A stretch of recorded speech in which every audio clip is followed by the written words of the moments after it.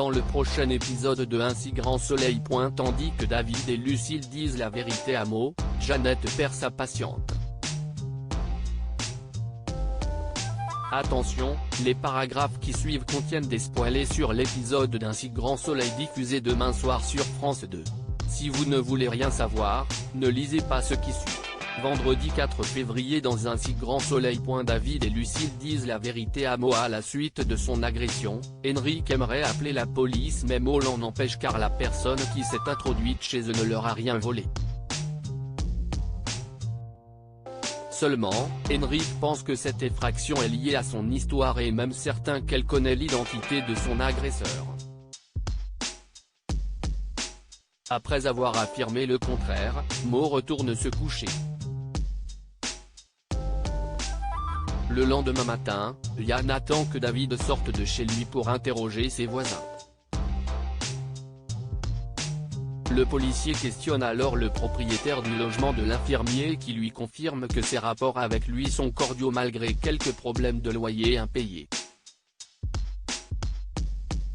Pendant ce temps, Mo raconte à Lucille et David ce qu'il s'est passé. Persuadée que l'homme qui s'est introduit chez elle recherchait l'argent qu'ils ont récupéré, la mère d'Inès souhaiterait parler à la police. Comme ses deux nouveaux amis refusent, elle lance qu'ils seront probablement les prochains sur la liste. De plus, Mo se demande si cet argent ne serait pas lié à quelqu'un de dangereux qui voudrait à tout prix le récupérer. Puisqu'elle insiste pour parler aux autorités, Lucille et David sont finalement contraints de lui avouer qu'ils ont pris de l'argent dans le sac.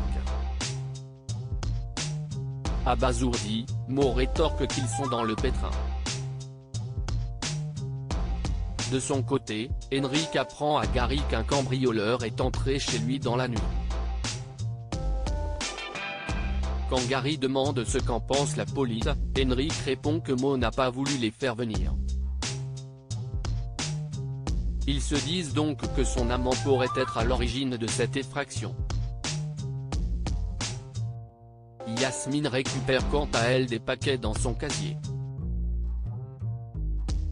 Après les avoir mis dans son sac, elle quitte l'hôpital et tombe sur le lieutenant Cross qui aimerait lui poser quelques questions sur David.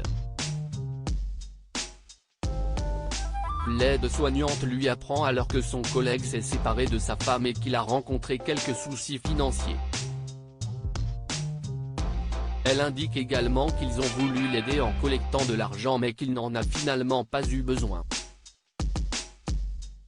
Lorsque le policier la questionne sur la façon dont il a pu s'en sortir, Yasmine explique que l'un de ses amis lui a prêté de l'argent.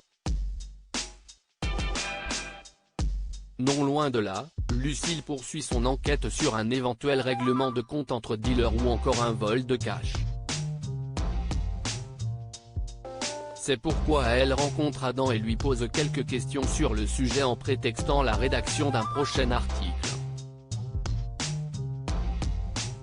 Malheureusement, le trafiquant ne peut pas l'aider car il n'a rien entendu à ce propos. Tandis qu'il essaie de savoir si elle a une piste, la journaliste le confirme mais ne peut rien lui dire. Adam espère donc qu'elle n'est pas impliquée dans un mauvais plan puis affirme qu'au besoin, il sera là pour la protéger. En fin de journée, Yann et Becker font le point sur l'enquête. Au cours de ses recherches, Yann s'est aperçu que David avait réglé ses dettes en cash, que Lucille avait fait du shopping qu'aucun d'eux n'avait recouru à son compte bancaire. Le commissaire décide alors d'appeler le parquet pour voir s'il peut mettre Mo, Lucille et David en garde à vue. Jeannette perd sa patiente Karine arrive à l'hôpital afin qu'on la prépare pour son opération. Comme elle est un peu stressée, Claire la rassure en lui disant qu'elle est entre de très bonnes mains. Peu après, Arthur débarque dans la chambre puis emmène la patiente au bloc opératoire. Plus tard, Claire apprend à Hélène qu'elle doit visiter deux nouvelles maisons. Tandis que sa collègue se propose de l'accompagner en cas d'indisponibilité de Florent, Claire répond que ce ne sera pas nécessaire puisque son compagnon est parvenu à se libérer. Ayant senti un malaise à leur dernière visite, Hélène aimerait savoir si cela n'a pas dérangé Florent qu'elle soit présente et ce d'autant plus qu'elle a du mal à garder ses distances parfois. Claire lui assure alors que non. En parallèle, Karine se réveille de son opération. L'intervention s'étant très bien passée, Janet l'informe qu'elle pourra quitter l'hôpital en fin de journée. Au moment où la jeune femme indique qu'elle a mal, Janet explique que c'est normal car elle est en fin d'anesthésie puis certifie que les antidouleurs feront leur effet. Par la suite, Karine reçoit la visite de Claire qui vient prendre de ses nouvelles. Après lui avoir dit qu'elle allait mieux, Karine précise qu'elle a pris conscience qu'elle ne voulait plus être sous pression en permanence et qu'elle a décidé de changer de vie. Contente pour elle, Claire quitte la chambre de sa patiente.